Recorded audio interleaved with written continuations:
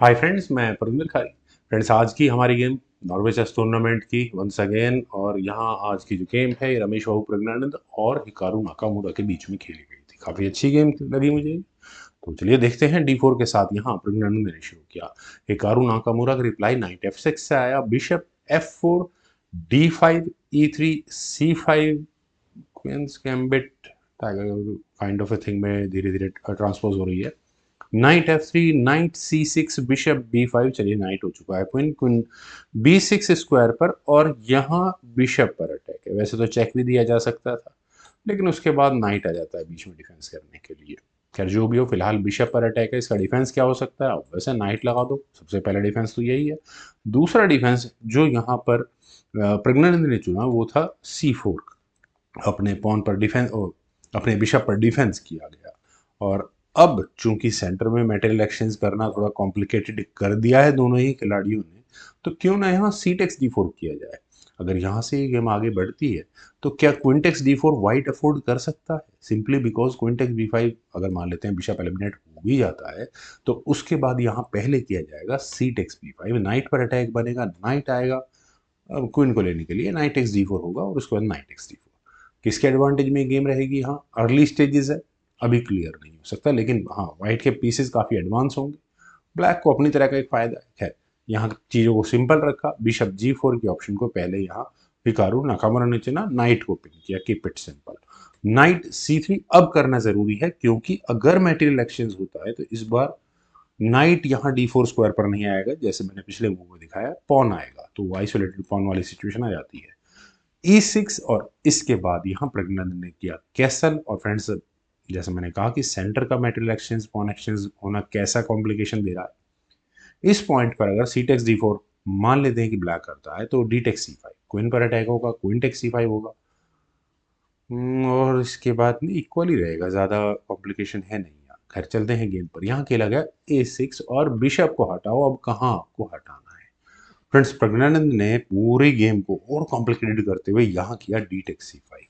D-X-C5 मतलब सीधा सीधा क्वीन पर अटैक बना, तो Queen-X-C5 करना ही पड़ेगा। और आप देखिए बिशप अभी भी यहाँ पर बचाना है, पॉन वैसे ही अधर में लटका हुआ है। नाइट A4 की ऑप्शन को यहाँ प्रज्ञानंद ने चुना और क्वीन पर अटैक बनाया। फ्रेंड्स, ये मूव काफी इंटरेस्टिंग हो जाते हैं। यहाँ आप इस क्वीन को कहाँ जाते हुए देख सकते हैं, बहुत हद तक क्लियर है। वैसे क्वीन गई A7 स्क्वायर पर, बहुत अच्छा स्क्वायर तो नहीं कहा जाएगा। Bishop takes C6 with check, b takes C6, rook आया C1 स्क्वायर पर।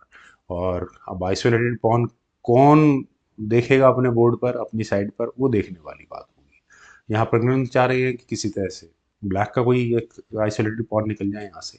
बिशप E7 यहाँ पहले हिकारू नाकामुरा ने किया। Then what? C-X-D5, knight takes D5। चलिए बिशप पर है प्रेशर, एग्जैक्टली है, लेकिन रुक से नहीं, वो मूव ठीक नहीं होगा फिलहाल के लिए। H3, bishop takes F3, queen takes F3, then rook आया C8 स्क्वायर पर। बिशप आया E5 स्क्वायर पर और इसके बाद यहाँ ब्लैक ने कैसल किया, रुक C4। और फ्रेंड्स, अब प्रज्ञानंद को थोड़ा एज तो आ चुका है। यहाँ आप रुक्स की बैटरी तैयार होते हुए देख सकते हैं।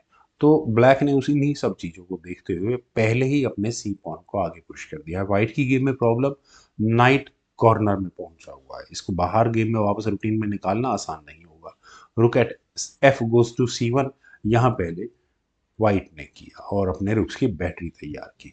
यहाँ हिकारू नाकामुरा ने अपने नाइट को B6 स्क्वायर पर प्लेस किया। नाइट एक्सचेंज आस्किंग है, लेकिन यहाँ प्रज्ञानंद ने अभी नाइट एक्सचेंज करने की कोई जल्दबाजी नहीं की। उन्होंने डायरेक्टली अपनी क्वीन को रखा G4 स्क्वायर पर और सीधा सीधा चेकमेट की थ्रेट दी। इलाज सिंपल, जी पॉन को आगे पुश करने का। उसके बाद हुआ knight takes B6, queen takes B6, then B4। और प्रेशर कहाँ बनाना है? यहाँ इस C8 स्क्वायर पर रखे हुए रुक पर। तो रुक C6 पहले यहाँ ब्लैक ने किया। देन वाइट की ऑप्शंस क्या क्या है? फ्रेंड्स, वाइट की ऑप्शंस मेरे ख्याल से तो कुछ इस तरह से चेकमेटिंग थ्रेट देने की रह सकती है, लेकिन उसका भी इलाज सिंपल है ब्लैक के पास। क्वीन F4 के लिए अगर वाइट जाएगा तो F6, बिशप पर ही, बिशप को पहले हटाना होगा। खैर, यहाँ बी टेक C5। अभी गेम पर फोकस करते हैं। क्वीन गई B7 स्क्वायर पर और पॉन को भी छोड़ दिया है, वो एक्सचेंज नहीं करा बैटिंग यहाँ पर। H4, F6, बिशप को फाइनली अटैक पर लगाना ही पड़ा और अब ये बिशप गया D6 स्क्वायर पर। और फ्रेंड्स मेरे ख्याल से पॉन हम बहुत एडवांटेजियस है क्या। खैर फिलहाल प्रज्ञानंद का जो चेक है वो हमें बहुत हद तक क्लियर है, जो कि बिशप तक भी अटैक लगा रहा है। तो क्या करें। बिशप टेक्स d6 का तो सीधा एक ही मतलब है क्वीन टेक्स e6 चेक, और उसके बाद ये पासर यहाँ पर आराम से वाइट काफी स्ट्रांगली बाहर निकाल लेगा।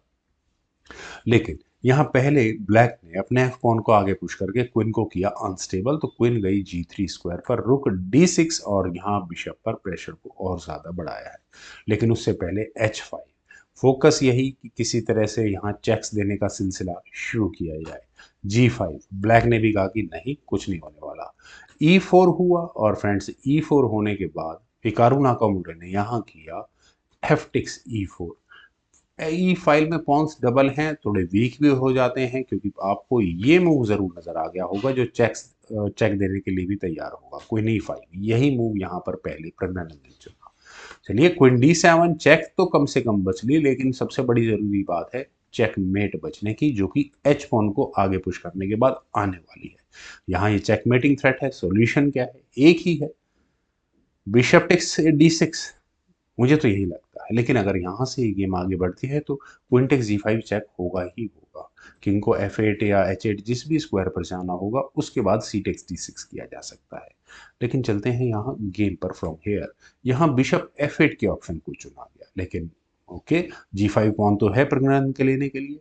क्वीन टेक्स g5 चेक के साथ, और अब ये किंग कहाँ जाएगा, किंग गया f7 स्क्वायर पर, और उसके बाद यहाँ रमेश बाबू प्रज्ञानंद का फाइनल मूव था बिशप टेक्स f8, जिस मूव के चलने के बाद यहाँ फाइनली हिकारू नाकामोरा को रिजाइन करना पड़ गया। रेजिग्नेशन का रीजन फ्रेंड्स पहले तो देखिए, पॉन का स्कैटर्ड स्ट्रक्चर यहाँ ब्लैक का है। चार पॉन बेशक से हैं ई फाइल में, दो पॉन्स है जो कि आराम से एलिमिनेट किए जा सकते हैं, रुक तो लेने के लिए तैयार ही बैठा है। वहीं पांच पॉन्स वाइट के पास है, बिल्कुल स्ट्रांगली इंटैक्ट है। चलिए इस गेम को मैं आगे अगर यहाँ से आगे बढ़ाएंगे तो मेटल एक्शन को कंप्लीट करना होगा, रुक टेक्स f8 ही पहले करना होगा। लेकिन इसके बाद पहला मूव आएगा रुक टेक्स e4 का, और उसके बाद चाहे बिल्कुल परफेक्ट गेम रहेगी, अगले मूव में क्या चेक की थ्रेट है वो भी क्लियर है, यहाँ से चेक की थ्रेट है वो भी क्लियर है। वेल फ्रेंड्स काफ़ी अच्छी गेम थी, मुझे उम्मीद है आप सभी लोगों को भी ये गेम जरूर पसंद आई होगी। तो आप लोग वीडियो को लाइक करें, शेयर करें, और मेरे सी डी चैनल को प्लीज़ सब्सक्राइब जरूर करें। आपके कमेंट्स का मुझे बेहद इंतजार रहेगा। Thank you for watching and bye for